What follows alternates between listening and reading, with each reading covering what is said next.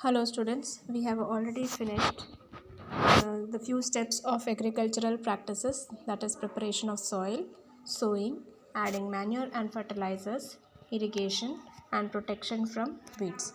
So we had finished these 5 steps in agricultural practices. Now coming to the next step. The next step is after the plants have grown fully and they have become mature, harvesting has to be done. So what is harvesting? Harvesting is the cutting of crop after it is mature. So after a crop becomes grown enough, that is grown enough means it becomes mature, it is cut, and that is called harvesting.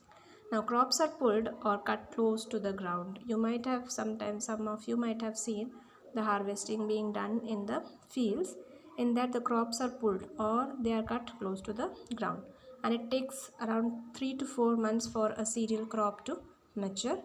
Now what are the implements that are used for harvesting? Manually a sickle is used. You can see here sickle. Manually a sickle is used, or machine may be used. A machine, this machine you can see here, this is harvester.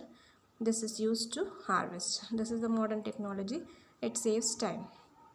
Now after harvesting is done, what a step that is needed, that is threshing.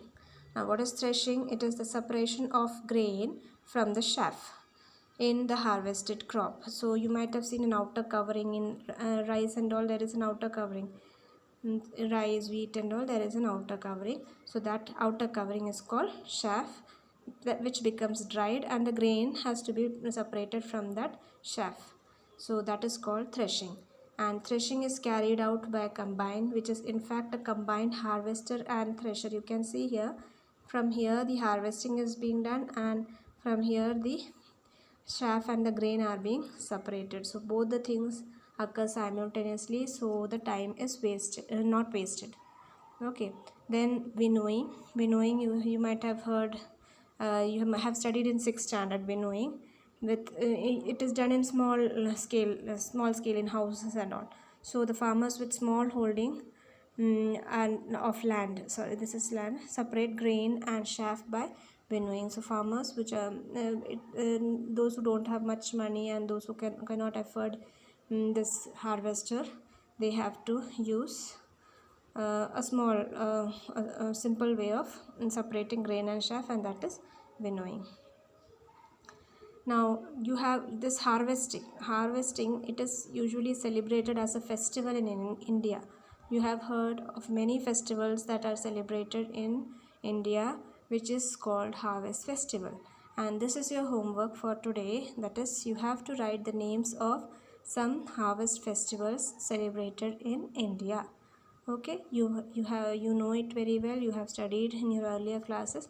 You write names of any 5 harvest festivals that are celebrated in India, so that you will be doing as homework. Okay, now coming to the last step in agricultural practice, that is storage. Now what happens in storage? The food the crop that has been harvested, it has to be stored. It is a very important step. Otherwise, if the storage is not done properly, what will happen? All the work that the farmer had done throughout these days, that will become waste. All his work is of no use if the crops are not stored properly. If the farmer just store it without care, or carelessly if he stores it, or if it gets infected by insects or pests, the whole crop would be destroyed. So the storage is a very important part. So the proper storage of grains is necessary to protect them from pests and microorganisms. Many pests and microorganisms, they destroy the crop, so they have to be protected from that.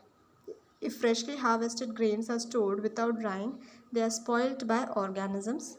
Hence, they should be properly dried in the sun to reduce moisture. So, the moisture from the grains which is freshly harvested, it will be having some moisture in it, and that has to be removed. So, it has to be dried properly in the sun.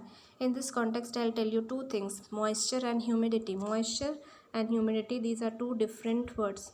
Moisture means the water content that is present in the grain or the crop, the freshly harvested crop, whatever in the crop, whatever water is present, that is called moisture. And humidity is related to the room. If in a room the crops are stored, The humidity refers to the atmospheric water, the water that is present in the atmosphere, that is humidity. Okay, so both the things should be taken care of when storage of grains is done. There should not be any moisture in the grain also, and there should not be any humidity in the room where this crop is stored.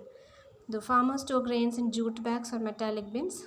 Large scale storage of grains is done in silos and granaries. SILOS, silos and granaries are the two storage large scale storage places where grains are stored, and to protect from pests like rats and insects.